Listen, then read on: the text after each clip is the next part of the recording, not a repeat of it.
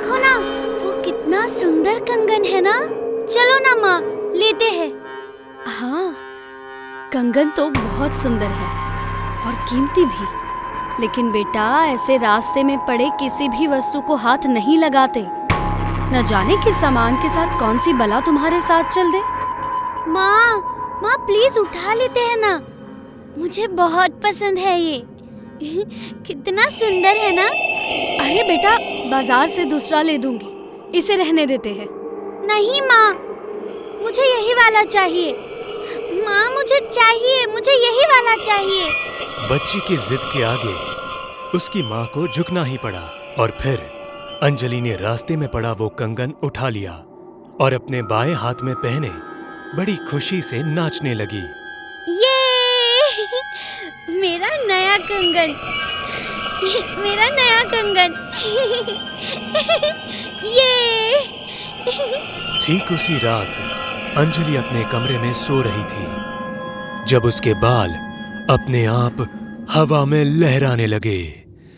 उसे अपने कमरे में किसी के होने का एहसास हो रहा था और तभी उसे ऐसा लगा जैसे कोई उसे कमरे से बाहर की तरफ खींच रहा है।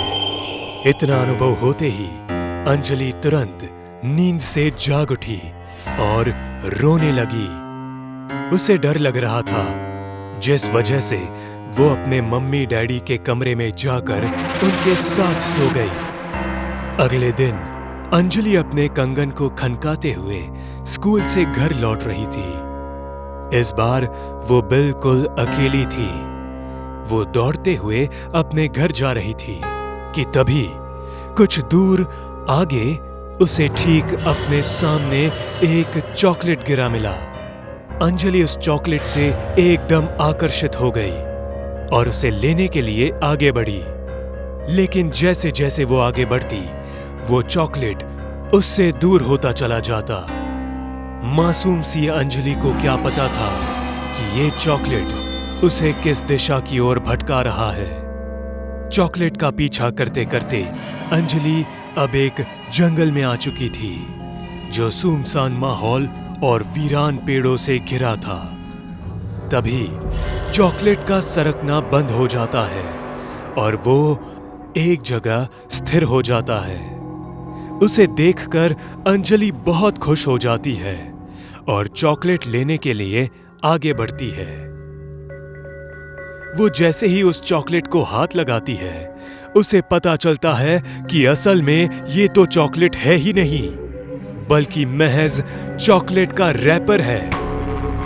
इसे देखकर अंजलि बहुत ज्यादा चिढ़ जाती है और तभी वो वापस जाने के लिए पीछे पलटती है तो उसे अपने सामने एक बूढ़ी औरत लाठी लिए नजर आती है जो उसे देखकर एक भयानक मुस्कान दे रही थी। उस बुढ़िया को देखकर अंजलि चीखने चिल्लाने लगती है और तभी वो बुढ़िया एक झटके में अंजलि के पास पहुंच जाती है। अब हम दूसरी तरफ देखते हैं जहां अंजलि के माता पिता बहुत परेशान नजर आ रहे थे क्योंकि उनकी नन्ही सी बेटी अंजलि अब तक घर वापस नहीं लौटी थी। तुम्हें मैंने 100 दफा ये बात समझाई है कि ऐसे अंजलि को अकेले स्कूल मत भेजा करो, उसे अपने साथ लेकर आया जाया करो, लेकिन तुम्हें मेरी बात समझ आती कहाँ है? अरे ठीक है, बाद में डांट लेना, पहले चलो चलकर अपनी बच्ची को ले आते हैं, न जाने कहाँ रह गई। वो दोनों स्कूल में फोन लगाते हैं जहां उन्हें बस यही पता चलता है कि अंजलि तो बहुत देर पहले स्कूल से निकल चुकी है, वो स्कूल कैंपस में नहीं है। इसके बाद सविता और अभिषेक अंजलि को हर जगह ढूंढना शुरू कर देते हैं, लेकिन वो उन्हें कहीं नहीं मिलती। फिर वो लोग थाने में अपनी बच्ची की मिसिंग रिपोर्ट लिखाने की सोचते हैं, लेकिन उसके लिए भी कम से कम उन्हें 24 घंटे का इंतजार करना होगा।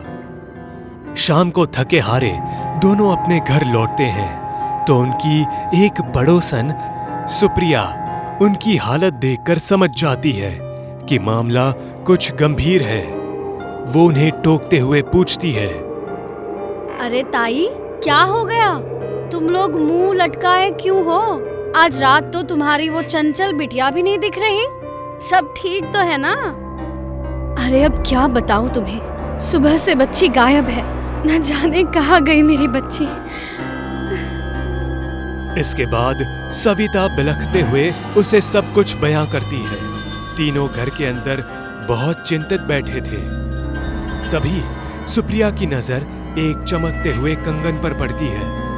अरे ताई, वो कैसा कंगन है जो वो टेबल पर रखा है? देखो कैसा चमक रहा है। ये किसके लिए है?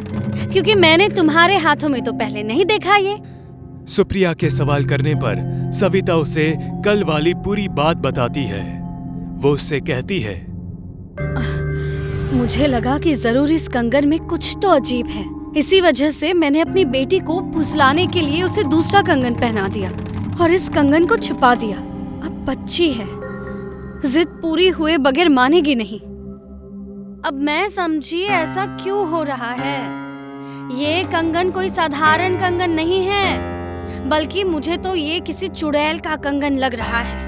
देखो तो, इस पर हल्के हल्के खरोच के निशान भी है। देखो। तुम्हारे कहने का क्या मतलब है? मतलब साफ है, ये कंगन किसी चुड़ैल का है जो सड़क पर तुम्हें मिला, और क्योंकि उसे तुमने ले लिया, इस वजह से वो चुड़ैल अब किसी भी कीमत पर अपना ये कंगन चाहती है। और उसी कंगन के लिए तुम्हारी बेटी को अकेला पाकर उसने अगवा कर लिया।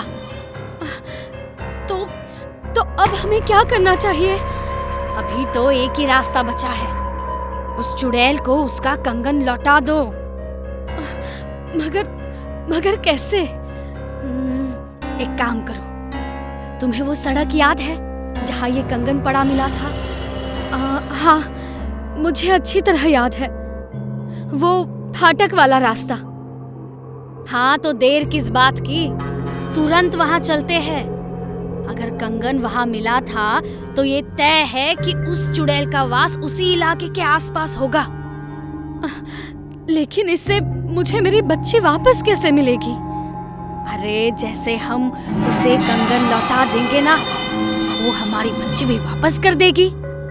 देखो, मैं ये बेतुकी भूत प्रेत की बातों में नहीं मानता, लेकिन अगर ऐसा कुछ करके हमें हमारी बेटी सही सलामत मिल सकती है तो हमें जल्द से जल्द जाना चाहिए।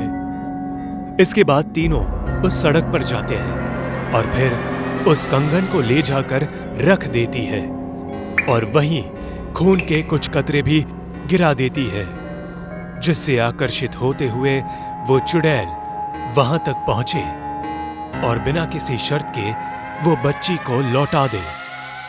इसके बाद करीब 2 घंटे तक वो तीनों एक दीवार के पीछे से लगातार उस चमचमाते हुए कंगन पर नजर रखे हुए थे और आखिरकार उन्हें वहां एक बूढ़ी औरत आती दिखाई देती है।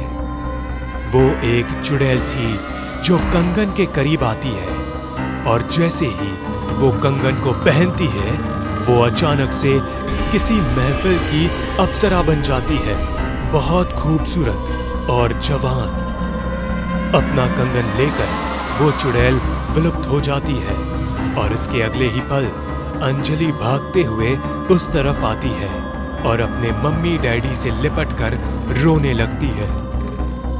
इसीलिए बड़े बुजुर्ग अक्सर कहा करते हैं, किसी अनजान इंसान और अनजान सामान से हमेशा सचेत रहना चाहिए, वरना कई बार इसका अंजाम हमारी सोच से भी परे साबित हो सकता है।